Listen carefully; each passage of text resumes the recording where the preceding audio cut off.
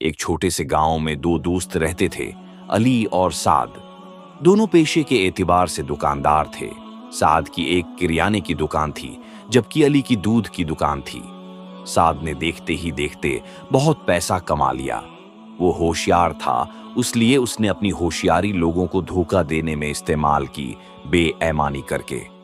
علی ذہین اور ہوشیار تھا، لیکن وہ بے ایمان نہیں تھا، اس لیے وہ جدوجہد کرتا رہا۔ سعد اپنے گاہکوں کو کئی طریقوں سے دھوکہ دیتا تھا۔ مثال کے طور پر وہ آٹے کے ہر تھیلے میں ریت ملا دیتا تھا۔ اسی طرح وہ دیگر کریانے کی اشیاء میں بھی بہت کچھ کرتا تھا۔ سعد کے مطابق بے ایمانی کیے بغیر کوئی اچھی زندگی نہیں گزار سکتا۔ دوسری طرف علی ایماندار زندگی گزارنے پر یقین رکھتا تھا۔ وہ کسی کو دھوکہ دینے کا تصور بھی نہیں کر سکتا تھا، چاہے اس کا مطلب یہ ہی کیوں نہ ہو کہ وہ ساری زندگی غریب ہی رہے۔ علی کا ماننا تھا کہ ایمانداری سے عزت ملتی ہے۔ بعض اوقات اس کے گھر والے دن میں ایک وقت ہی کھانا کھاتے تھے۔ دونوں دوست اکثر ایماندار ہونا یا بے ایمان ہونا کے موضوع پر بحث کرتے ہیں تھے، جس کا اختتام عموماً سعد کے علی کا مذاق اڑانے اور پھر چلے جانے پر ہوتا تھا۔ ایک دن ایک امیر آدمی علی کی دکان پر آیا اور کہا، مجھے 4 گیلن دودھ چاہیے، لیکن اس میں 2 گیلن پانی ملا دو۔ میں اپنے گھر میں ایک بڑی پارٹی دے رہا ہوں اور میں مہمانوں کو دودھ پلانا چاہتا ہوں۔ علی، جو اخبار پڑھ رہا تھا، نے اسے ایک طرف رکھا اور کہا، 1 منٹ رکھو، کیا یہ تمہارے مہمانوں کو دھوکہ دینا نہیں ہوگا؟ امیر آدمی نے حیرانگی سے جواب دیا، تو کیا تمہیں اس سے کوئی فرق پڑتا ہے؟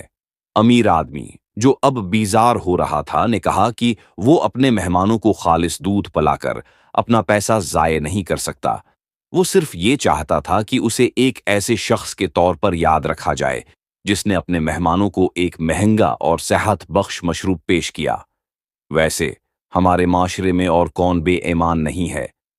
بیزار امیر آدمی نے کہا، جناب، کم از کم میرا ضمیر کسی جرم سے پاک ہے۔ میں آپ کو مشورہ دوں گا کہ آپ اپنے مہمانوں کو دودھ کی بجائے پانی پلائیں۔